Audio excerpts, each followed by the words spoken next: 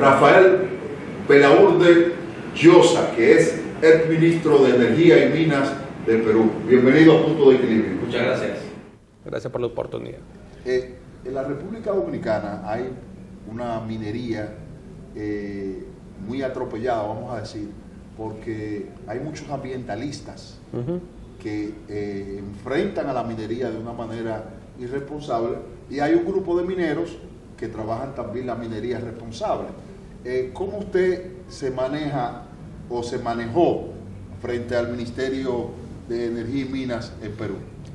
A ver, hay varios temas interesantes en la pregunta, ¿no? Hay países como República Dominicana, como el Perú, que tienen una dotación, han sido, digamos, bendecidos por el azar, por el creador, con una dotación de recursos naturales. En el caso, digamos, de República Dominicana, las playas son evidentes, ¿no? Claro. Pero en el caso de la minería es un recurso que está enterrado a miles de millones de dólares de inversión de profundidad. O sea, el oro no se pone en valor automáticamente, requiere que venga alguien que arriesgue un capital enorme y buscando un retorno a su inversión, ¿no? Entonces, yo creo que es sensato que los países que tienen esta dotación de recursos naturales busquen ponerlos en valor en beneficio de la población. Lo importante es que los recursos naturales que se exploten generen una renta y que esta renta repercuta en mejoras en la calidad de vida de la gente. Ahora, la minería es tan antigua casi como el hombre mismo, ¿no? Entonces, en ese sentido, claro, los métodos productivos antiguos sí podían tener un impacto en el medio ambiente, no había controles de las emisiones de ácido sulfúrico, de mercurio, es bien de una serie de insumos que utiliza la minería. Pero en la actualidad, en la minería moderna, la minería que conducen empresas que tienen gobiernos corporativos pues de estándares muy altos, los métodos de producción son absolutamente compatibles con la preservación del medio ambiente. Hay mucha gente, claro, que vive preocupada con la huella ambiental que la minería pueda tener.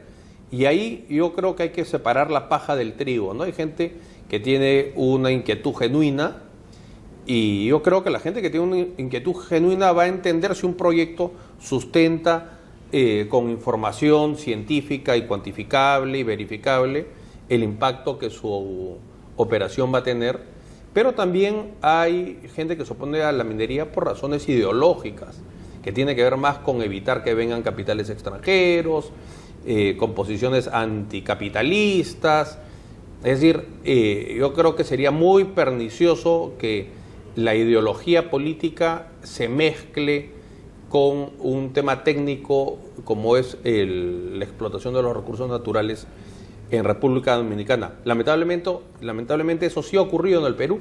En el Perú tenemos importantes yacimientos mineros de cobre y de oro que simplemente no se han podido llevar adelante a pesar de que se han realizado los estudios no solo por el operador que es parte interesada, sino por consultoras internacionales demostrando que la operación es no solo perfectamente compatible con el medio ambiente, sino asegurando reservorios de agua para la agricultura. Es decir, llega un momento que, digamos, si las cosas se hacen mal, si es que la población no ve los beneficios de la minería en su bienestar cotidiano, se produce pues un terreno mucho más fértil donde gente que tiene una posición ya política y no técnica va a encontrar un lugar donde crecer, ¿no?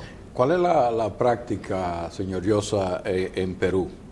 Porque aunque aquí en República Dominicana la minería es bastante vieja, siempre hemos visto que quienes residen en comunidades aledañas tienen que protestar porque en cada contrato de estos pues hay cláusulas que establecen pues un porcentaje específico para la comunidad próxima.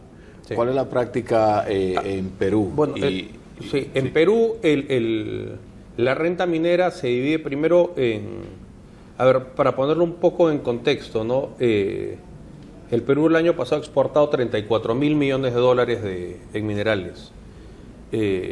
Eso ha producido una renta de alrededor de 5 mil millones de dólares para el Estado. La mitad de eso se distribuye a los gobiernos locales. En el Perú eso se llama el canon minero. Es una renta que va a los gobiernos, a los municipios, a cada para comunidad obras próxima o aledaña. Sí, y la otra mitad va al gobierno central.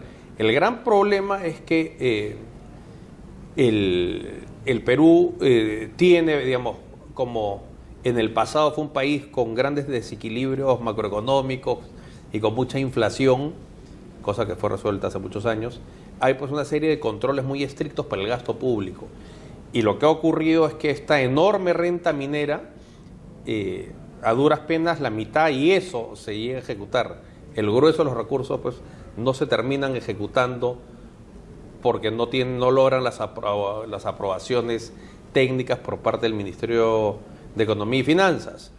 Y después han habido pues muchos cuestionamientos respecto a las obras que se han hecho, casos de corrupción, de sobrevaloración de obras. Entonces yo creo que el gran desafío de la minería en mi país es ese, ¿no? Lograr, digamos, es un hecho que se genera una riqueza enorme. El problema está trasladar ese beneficio a la población. Y el Estado sí se ha hecho inmensamente rico, no así la gente viviendo en las zonas aledañas, ¿no? El asunto de los daños, porque sabemos que muchas mineras pues acaban con muchos ríos y esto sí va en contra del medio ambiente. O sea, hay una riqueza, hay un aporte, pero ¿qué tal es la relación entre esos aportes, esos recursos que se perciben y el daño medioambiental? Los parámetros medioambientales que exige la ley minera del Perú son muy altos, más altos que en Canadá o que en Australia, por ejemplo. Y es muy fácil de determinar, porque ¿qué es lo que ocurre con frecuencia en el caso de los ríos? Un río que discurre por una zona minera es una zona mineralizada, entonces también existe una mineralización que se produce por el cauce mismo. Entonces, lo que se hace en el Perú se mide a la entrada y se mide a la salida y se comparan los valores, ¿no? Ninguna operación minera puede lanzar desechos tóxicos a ningún río, eso está muy, muy controlado, pero aún así hay gente que dice que ocurre, digamos, hay cosas pues impredecibles. Hace un tiempo se volcó un camión con concentrado minero a un río, el concentrado de zinc, parece que el concentrado tenía arsénico, entonces claro, puede haber una huella ambiental, pero yo diría que la minería formal, importante, la que hacen empresas serias, como Barrick acá, por ejemplo, yo creo que eso es muy difícil. Son empresas que están sujetas a gobiernos corporativos y actuar irresponsablemente les acarrearía consecuencias muy grandes. De todos modos, la legislación pues tiene que ser vigilante y es la experiencia en el mundo, sobre todo en el mundo moderno, la minería es absolutamente compatible con el medio ambiente. ¿Cómo ustedes han manejado la energía eólica o alternativa? A ver. Fruto que la República Dominicana ya ha empezado a incursionar en varias provincias, sí, sobre los paneles solares, las energías eólicas de viento. A ver, en el Perú menos del 3% de la energía es de energía alternativa. Y eso obedece a una realidad geográfica, orográfica del Perú, ¿no? El Perú tiene una enorme cordillera y eso hace muy fácil la generación o la construcción de centrales hidroeléctricas. Hasta hace pocos años, el 95% de la energía en el Perú era hidroeléctrica. Y ahora hay un enorme yacimiento de gas en la selva peruana que se llama Camisea, y ese yacimiento provee también gas muy barato, por lo que han proliferado las centrales termoeléctricas que consumen gas natural. Entonces, en el Perú, yo creo que el futuro de las energías renovables todavía es muy pequeño porque hay una fuente de energía muy barata, que es la hidroeléctrica y la termoeléctrica a partir del consumo de gas natural, que es una energía mucho más limpia en todo caso que el petróleo, ¿no? ¿Y qué hacer en un país como la República Dominicana que no posee esos recursos y la energía nos resulta bastante cara? ¿Qué podríamos hacer? A ver, primero quería un poco, enganchando con la pregunta anterior, cada país tiene una necesidad ambiental o una huella ambiental diferente, ¿no? República Dominicana o el Perú, que son países que no son centros industriales pues enormes, no tienen una huella de carbono como China o como la India. O sea, las prioridades ambientales acá yo creo que van más por proveer de agua limpia a las poblaciones, desagüe, que los desagües no se viertan a los ríos. Yo creo que no todos los países tienen la misma necesidad ambiental. Ahora, claro, un país, si no tienes fuentes de energía, las tienes que importar. Pero yo creo que República Dominicana tiene potencial hidroeléctrico interesante y, sin ser un entendido del tema, debe haber gas en el mar también, ¿no? Ahora, claro, eso, República Dominicana es una potencia turística, hay que ver cómo se manejan esas dos cosas, ¿no? Sí. Bueno, entonces queremos agradecer al ex ministro de Energía y Minas del Perú su presencia aquí en Punto de Equilibrio. Ustedes no se muevan porque tenemos mucho más.